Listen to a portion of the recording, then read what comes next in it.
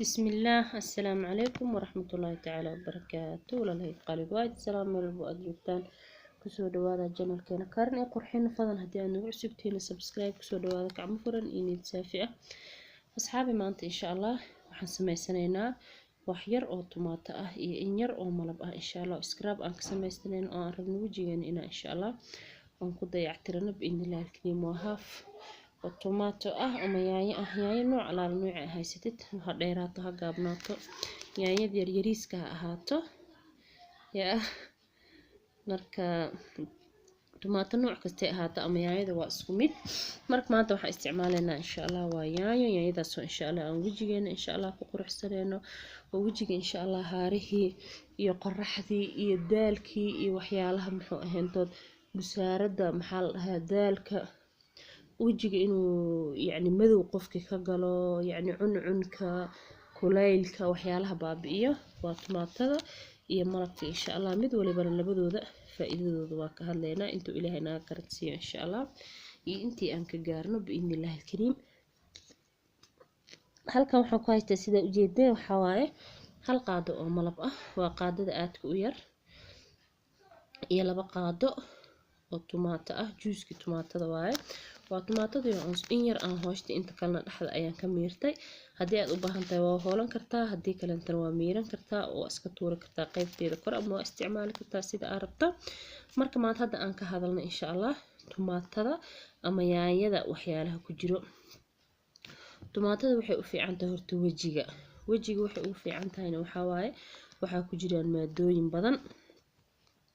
waxay ka ilaalisaa duqnimada wajiga inuu ka duqoobo oo dhaqsi oo miin yeeshto ama kaduud yani adoo age-kaada gaarin ya ama hadii aad daa'imada xitaa haduu age-kaada weynaado oo ilaahay cimri ku siiyo inuu soo wajiga ka kaduudanin waxyaalahaas ayay ilaalisaa inuu wajiga duqnimada ka ilaaliyo oo qofkii maasha Allah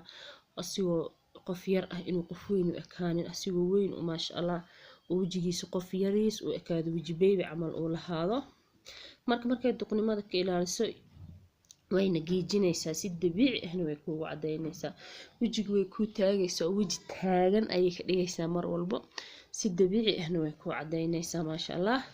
intaas yaa heli karo waxa laga helo waxa waaye waxyaalaha dabiiciga ah oo shay walba leh hadda maanta waxaan soo qaadanaynaa waxa waaye tomaatada iyo malabkii waxay kale tahay ka nadiifinaysaa haarihii wajiga iyo ama nabrihii ama qoraxdii waxyaalaha ay ku reebtay waxay dooran ahaadaan daalka iyo yani wajiga daalka farada badan ka muuqdo waxay kale dishaa bakteeriyada wajiga ku jiro oo ku jirto kale bakteeriyada wajiga way ka dilaysaa wajiga bakteeriyada ku jirto waxay kale caawisaa dadka oilka wajiga ku leh ama dadka wajiga saliida ku leh sida u taqaanidba hadii ay maalin kasto يعني هذا تم استعمالنا وحن دهنا سدح مالين يعني ويجي وحو استعماله سدح مال أما أفر مالين كستو هذا استعماشنا وجهه وسريد ليه هذا كان سريد وجهه الحين سدح مالين إلا أفر مالين باهيين هذا وجهه سريد ليه ديلي أو استعمال كرتا مركي أديله استعماشه وجهه أو استراب قريسه واستعماشه سجوكته maxaa yeelay tomaatada maadooyin qalajinaya yani oo saliida wajiga ka yareynayo ayay qabtaa oo awood u leedahay inay wajiga saliida ka qaadaan si dabiici ah ee wajiga saliid uga qaadaan sababtoo ah wajiga marka oil ku yahay nabraha ku badan marka wajigaada maalin kasta isticmaashid hadba in yarba saliid way ka dhamaanay dadka wajiga oil kula inta badan waxa ku badan haarta iyo nabraha marka tomaatada marka intaas uga soo baxno inkastoo aan halkan ugu soo koobi karin faa'iidooyinka ay leedahay intaas ayaan hadda maanta ka soo qaadanaynaa insha Allah markalna waan soo qaad doonaa casharadayna biidnillahi kariim ayagana ayagoo maadooyinka ay leeyihiin oo kuwa hadda aan soo qaadanay kuwa ka duwan ah biidnillahi kariim hadda waxaan ku isticmaalay waa gacantayda sida ujeedaan waxa waaye marka hore waa bibiyo waxa u baahan tahay inaad suuf yar aad soo qaadato oo aad geliso oo aad wajigaada marmariso laakiin markuu qalalo waxa waaye uu dhag camal ayuu yeelanayaa malabkii ayaa ka dareemaysaa waxaan loo baahan yahay inaad 15 daqiiqo ilaa 20 daqiiqo isticmaashid hadduu wajigaada oil leeyahay daily isticmaal hadduu oil lahaynin 3 maalin ilaa 4 maalin ayaa maalintii isticmaali kartaa 3 maalin ilaa 4 maalin markii aad isticmaashid waxaa ka dareemaysaa insha Allah faa'iidooyin fara badan oo halkan aan lagu soo koobi karin waa wax dabiici ah waa wax aan la heli karin wax kiimika ah kuma jirto waa wax adiga gurigaada ku samaysan oo gacantaada ku samaysanaysid oo waxa cuni lahayd ah hadda marka waxaan ka hadlaynaa faa'iidada uu leeyahay wajiga malabka faa'iidada uu wajiga malabka uu leeyahay malabka waxaa ku jiro maadooyin dabiici ah يعني واحد dabiici oo malabka ogtiin diinteena waa sheegtay nabiga عليه الصلاة والسلام ogtiin Allahumma salli ala sayyidina Muhammad wuxuu ku sheegay daawooyin fara badan kuwaas wajiga faa'iidooyin weyn u leh wajiga wuxuu u leeyahay marka faa'iidooyin weyn maadaama oo caafimaad yahay diinteena ee noo sheegtay faa'iidooyin weyn ayuu maqaarkeena jirkeena meesha doon ha ahaado ayuu u leeyahay maadooyinkaas waxaa ka mid ah antibacterial property aldaha maadooyin ku jiro midaas oo ka caawinayso bakteeriyadii wajiga inay ka badanin ama wajiga haday ku jirtay ay ka bixiso ama wajiga haday ka jirtay ay ka yareyso markay bakteeriyadii wajiga ay ka yareyso ay ku badanin wajiga ay ku badanin sababtoo ah wajiga inuu halaabo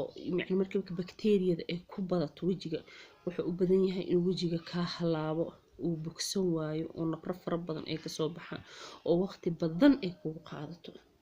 marka waxa waaye marka malabka amarsid kaligiisa isticmaali kartaa tomaatadana ku darsan kartaa hadba sidii aad jeceshahay sidaas ayuu leeyahay asigana marka insha Allah yaa la mooganin diinteenana waa inoo sheegtay maasha Allah wax aad u fiican aad oo boqolkiiba aad u fiican malabka waxa kale oo ku jiro maado kale maadooyinkaas oo dadka wajiga ka galo يعني marmarka waxa jiro dadka wajiga oo maadooyinkaas ku jiraan dadka wajiga waxay ka caawinayaan ayaga maadooyinkaas kale ku jiraan dadka wajiga inuu kuleel mararka qaar daamanka ina kuleel ka dareentid oo kale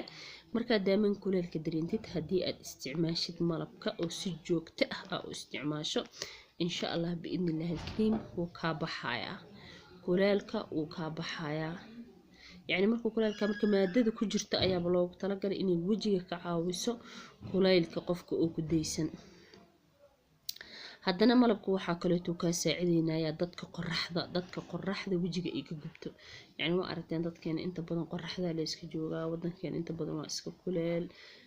يعني dadka waa aragtay qoraxda iska fadhiyaan qoraxda inkastoo fitamiino badan ay leedahay qoraxda zaid markay u badato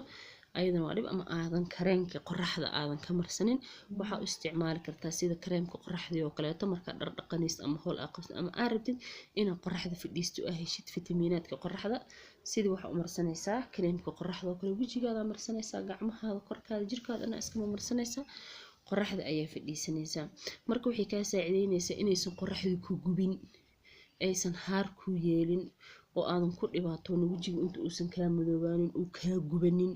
يعني dadku aragti qoraxda way ka gabadaan dadka qaarkood inkastoo faa'iidooyin fara badan lagu sheego wuxuu leeyahay waa ku gubanaya qoraxda kuleyl waaye يعني geedan hadii aad marsid uma baahnid inaad ku dhibtootid ama raadisid kareem qorax ah ayada ayaa ku noqonaysa kareemka qoraxda qofkii si joogto ah oo isticmaalno quruxda wajigiisa ka soo baxda qurux dhaaftay ayuu noqonayaa يعني midab qurux badan ayuu yeelanayaa midabkiisa hore ka lumaya soo noqonayo qof kasta waa aragtay marka dambeys waxa waay midabku ka sii dhumaya sababtoo aan waxa keenaya waxa yaalaha dabiiciga oo la isticmaal ama qofkii uu kiimika marsanaayo ama qofkii waxba aan ba isticmaalinba marka wajigu ma fiicno in waxyaalahaas xun la mariyo mana u fiicno in wax la aan la dhigo waxa u fiican waxyaalo oo nafaqo ka helayo sida waxyaalaha dabiiciga oo kale oo mar walba aan soo gelino ama gabdho badan ay soo geliyaan ina isticmaashaan insha Allah intaas ayaa idin kula dardaarmaya waan idin sheegay waxyaalaha ay leedahay marka ma sha Allah ku soo dhawaada channelkeena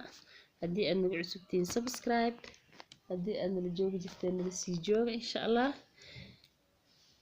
waxaan idin leenahay ku dadaala biidni illaahi alkariim waxyaalaha dabiiciga ah waana ka faa'iidoontiin ma aha inaa maanta dareemaysid ma aha inaa beri dareem ma inaa beri dambe ku dareemaysid waxay rabaan dulqaad u dulqaad insha allah. assalaamu calaykum waraxmatullaahi tacaala wabarakaatu.